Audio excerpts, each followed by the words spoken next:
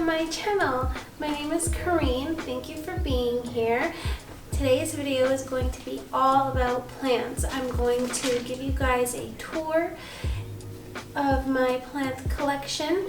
I'm going to give you some facts about the plants that I have in case you're interested in purchasing similar ones.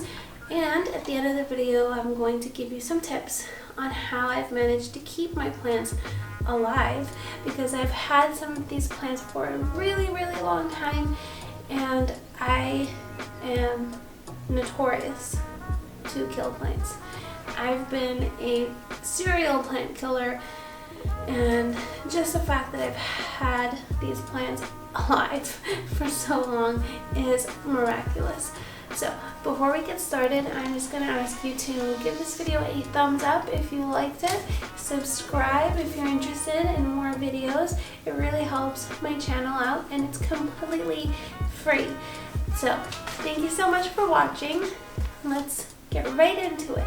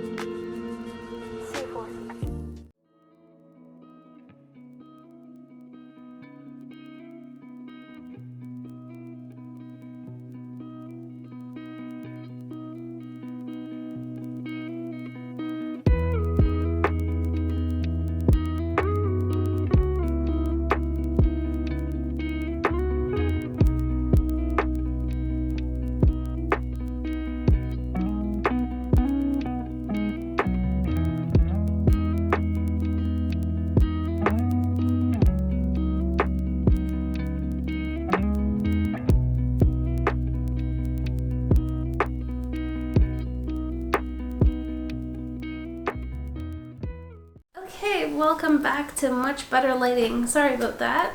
It's hard to film when the window is facing behind me. So now I'm gonna show you my two, they're the same age. Everything from the snake plant on is newly acquired. Now I'm going to show you my two money plants. I actually am not the biggest fan of money plants just because it reminds me of marijuana. But my husband likes money plants and they were in very poor shape.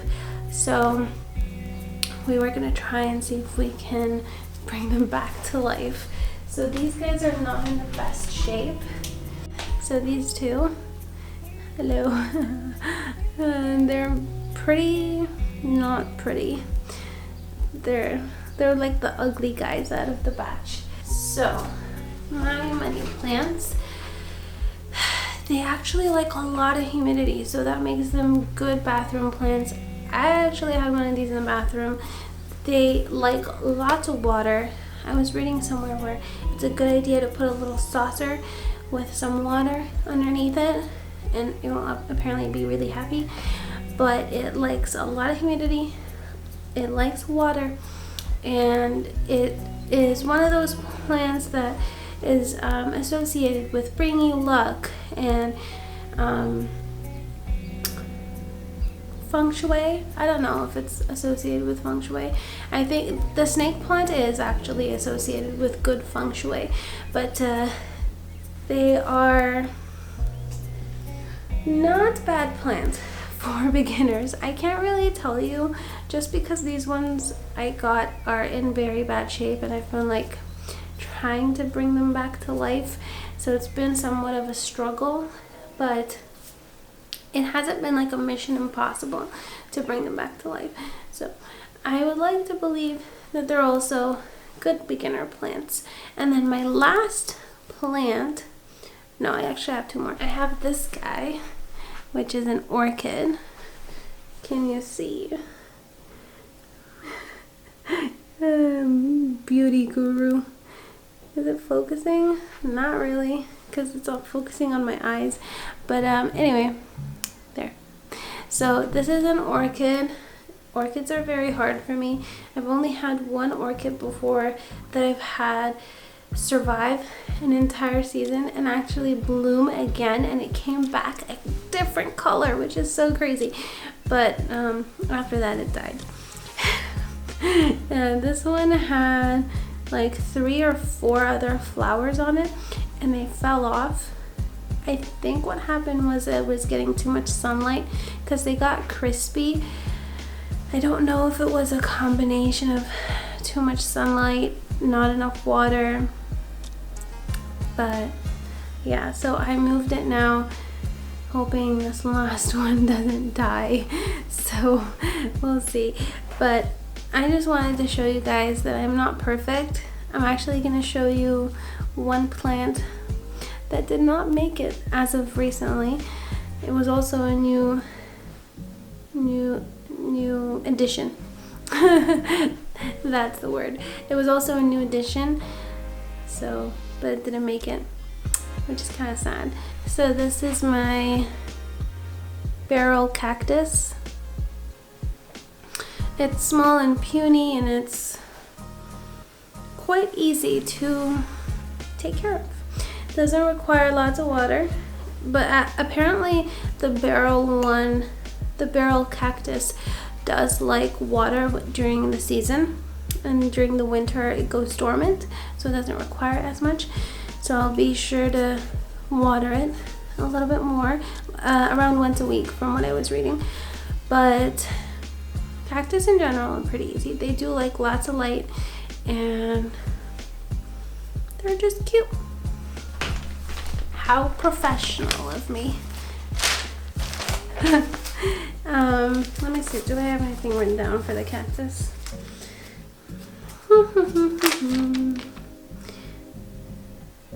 Not really, I don't have anything. This is my culprit that I was gonna show you guys. It is dead because, as you can see, there's a bunch of mold on there. so this guy didn't make it. I honestly don't know what I did wrong. I'm assuming I overwatered it. And perhaps it got a little bit too much sunlight, because that's what happened with the orchid. The tips look like they got burnt. So I think it was getting too much sunlight. And now that's the end of my plant collection. Woohoo, we got through it all. Now I'm just gonna give you guys some tips on how to keep things alive. Clearly it's not foolproof, but I've managed to keep some plants alive for quite some time, so it might be useful to you. So tip number 1, plant body language. I don't know why I do this a lot, but anyway, plant body language is so important. Your plant will tell you when something is wrong. If the leaves are drooping instead of perky, if it's having loss of foliage, those are all signs that your plant is trying to communicate to you that, hey, I'm not happy, something's up. This plant in particular, all the leaves will get crazy droopy once it's thirsty, and as soon as I water it, within an hour, all the foliage is perking up. So body language, number 1. With the succulents, actually, if something is wrong, the leaves will start to feel mushy instead of nice and firm and plump. So definitely plant body language. Feel your plant. Look at your plant. Try and study how it looks when it's happy, and that way when something is wrong, you can really identify that something has changed and something is wrong. Tip number 2 is touch the soil before you water. With this plant in particular, given how expensive it was, I did not want it to die.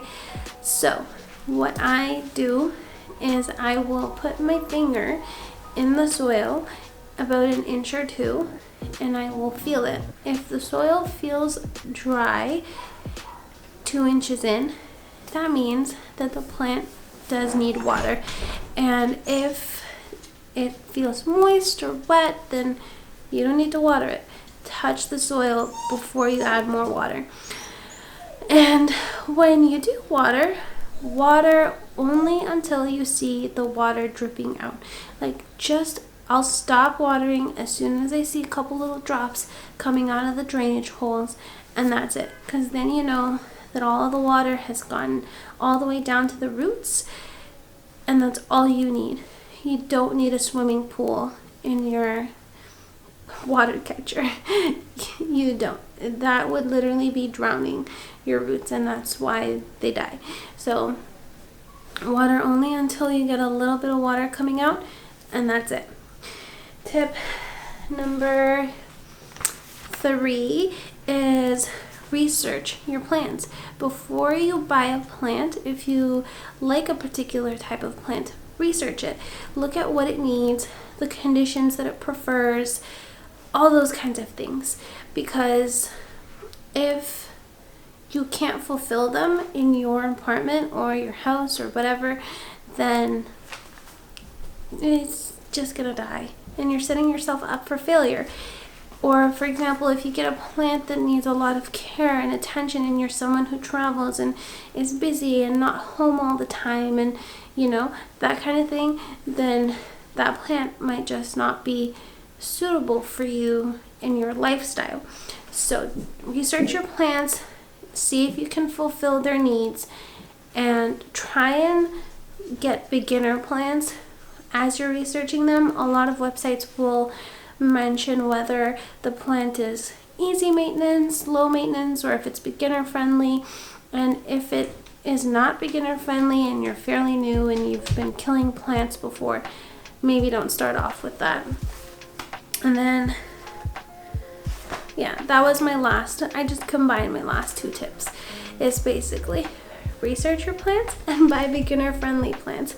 Don't go buying hard plants. Like, I always wanted a fiddle leaf fig, and I have heard that they are notorious to be very finicky and very picky, and I just didn't start off with that because I'm a notorious killer.